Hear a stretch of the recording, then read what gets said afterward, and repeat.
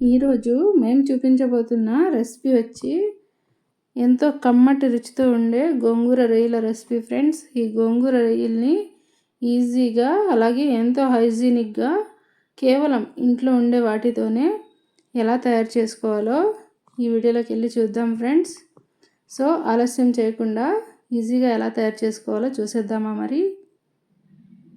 Hi friends, నేను మీ దిల్లు. Hello friends, నేను మీ Karishma. Welcome to Dillu Karishma's kitchen.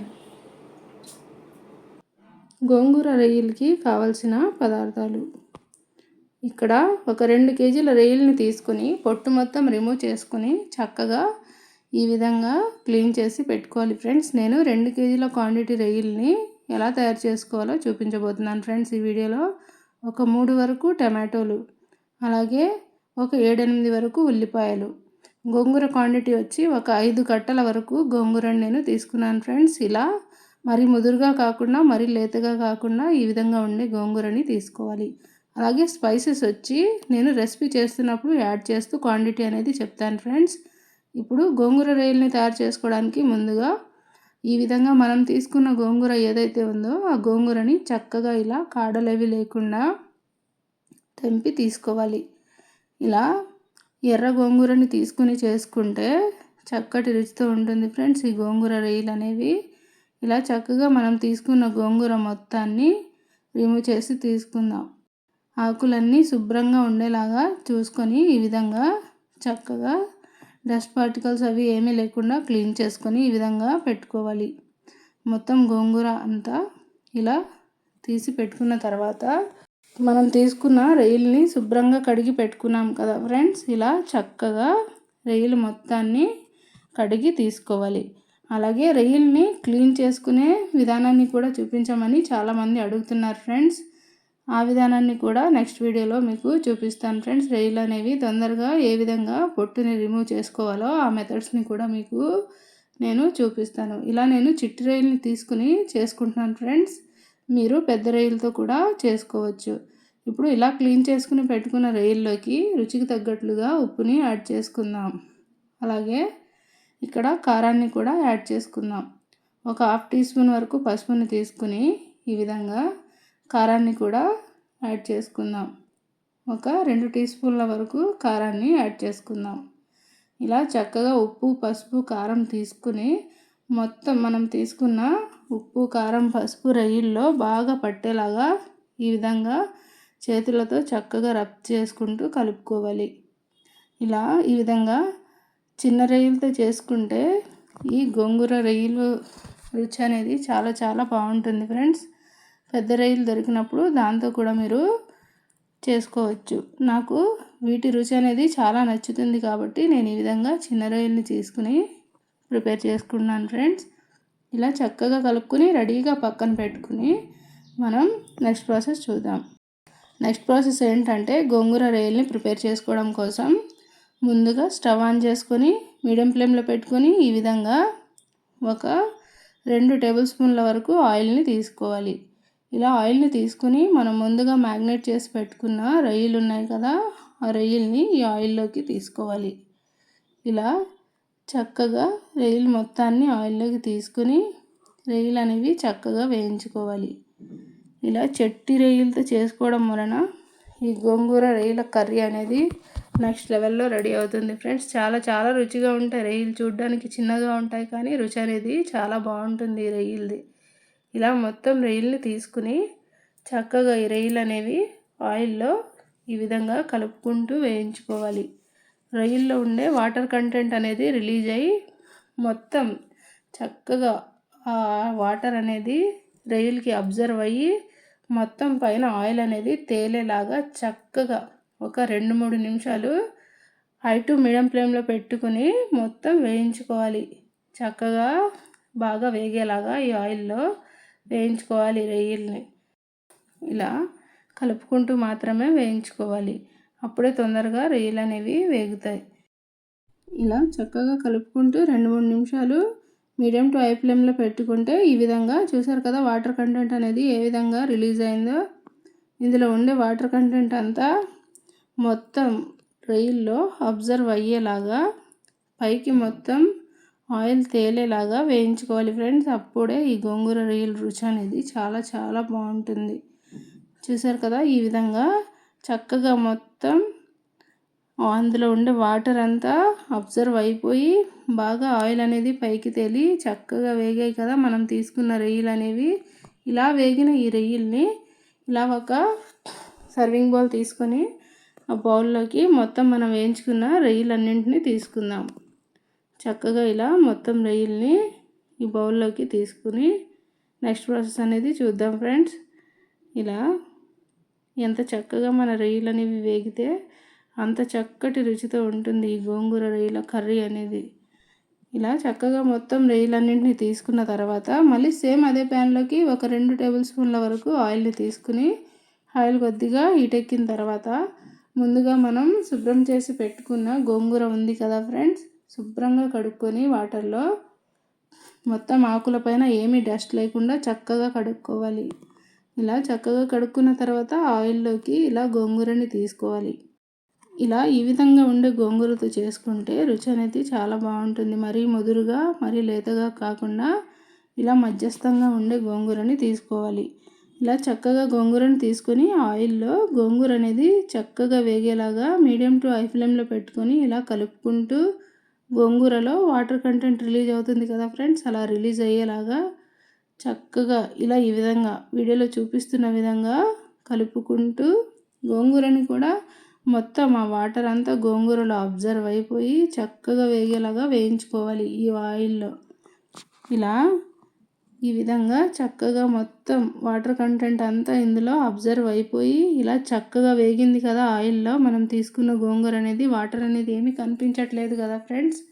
ఇలా చక్కగా వేగిన తర్వాత ఇలా విధంగా ఒక పప్పు గుత్తి సహాయంతో మెదుపుకుంటూ చక్కగా ఉడికించుకోవాలి.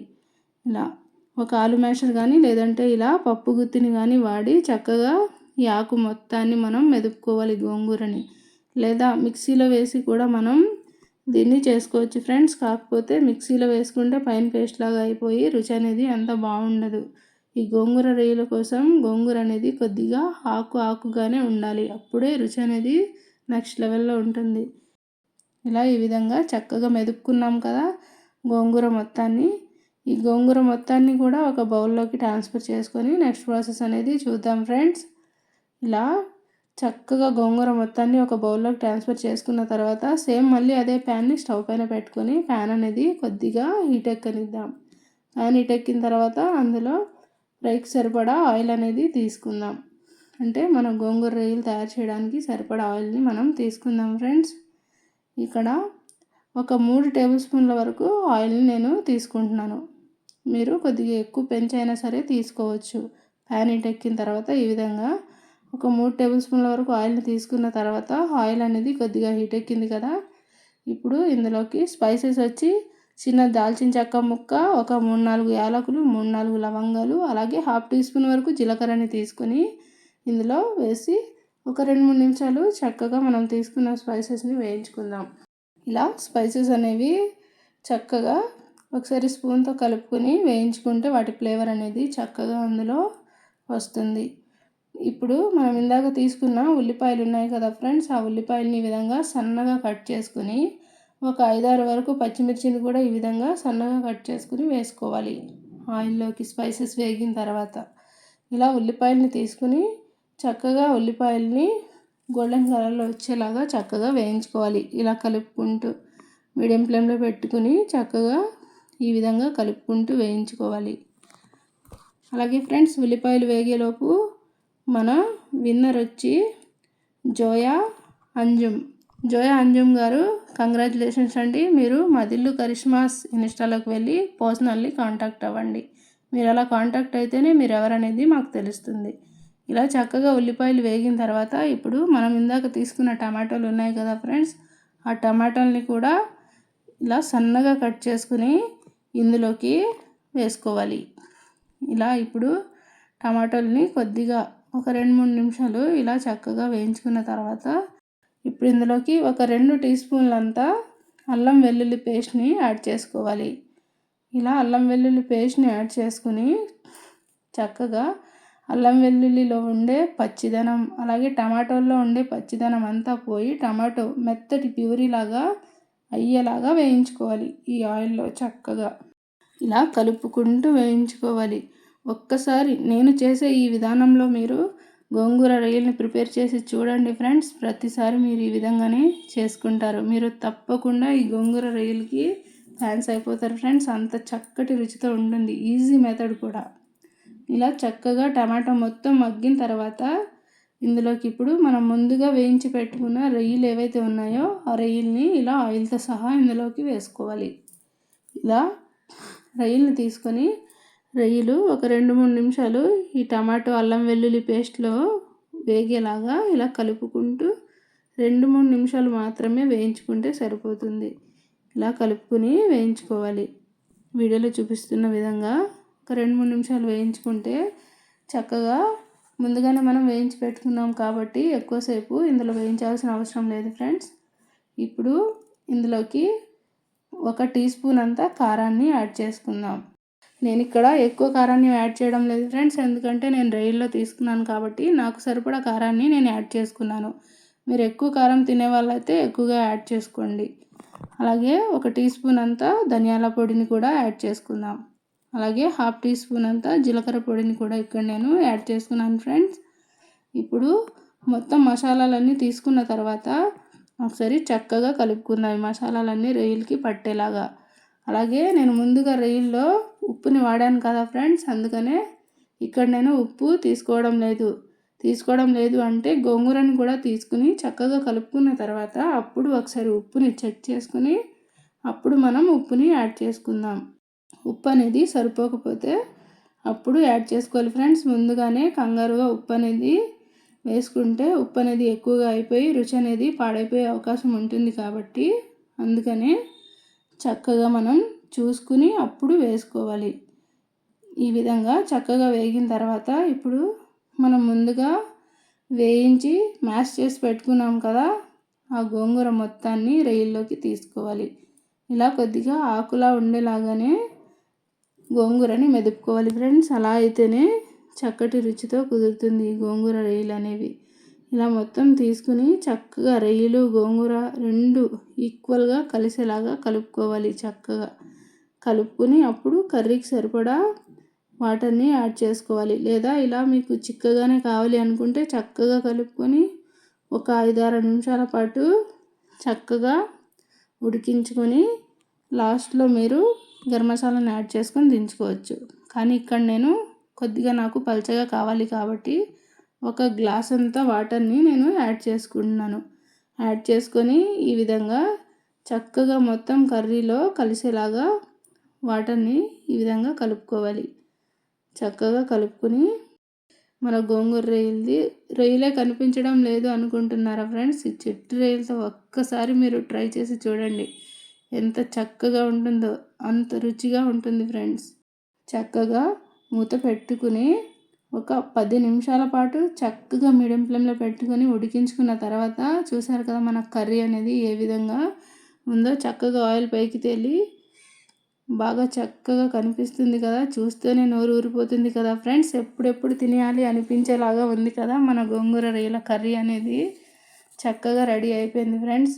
ఇక్కడ ఉప్పుని చెక్ చేసుకుని నేను ఆల్రెడీ ఉప్పుని యాడ్ చేసుకున్నాను ఫ్రెండ్స్. ఇప్పుడు రెడీ అయిన దాంట్లో ఫైనల్లీ 1 టీ స్పూన్ అంతా గరం మసాలా పొడిని యాడ్ చేసుకోవాలి. ఇక్కడ నేను గరం మసాలాని మాత్రమే యాడ్ చేసుకున్నాను ఫ్రెండ్స్. మీకు నచ్చితే 1 టీ స్పూన్ అంతా కసూరి మేతిని క్రష్ చేసి వేసుకోవచ్చు. అలాగే కొద్దిగా కొత్తిమీరను కూడా ఇక్కడ వాడచ్చు. కానీ నేను ఆ రెండింటిని స్కిప్ చేశాను ఫ్రెండ్స్. చాలామంది దగ్గర కసూరి మేతి అనేది అవైలబుల్లో ఉండదు కాబట్టి నేను కసూరి మేతిని యాడ్ చేయడం లేదు. ఇలా కూడా రుచి చాలా చాలా బాగుంటుంది. మీరు కూడా తప్పకుండా ట్రై చేసి మీకు ఎలా కుదిరిందో కామెంట్ చేసి చెప్పండి ఫ్రెండ్స్. ఇంతే ఫ్రెండ్స్, చక్కటి రుచిగల మా ఈ గోంగూర రొయ్యల కర్రీ అనేది ఎంతో చక్కటి రుచితో రెడీ అయిపోయింది. మీకు కనుక మా ఈ రెసిపీ నచ్చినట్లయితే మా ఛానల్ని సబ్స్క్రైబ్ చేయండి, మా వీడియోస్ని లైక్ చేయండి, మీ ఫ్రెండ్స్ అండ్ ఫ్యామిలీకి షేర్ చేయండి.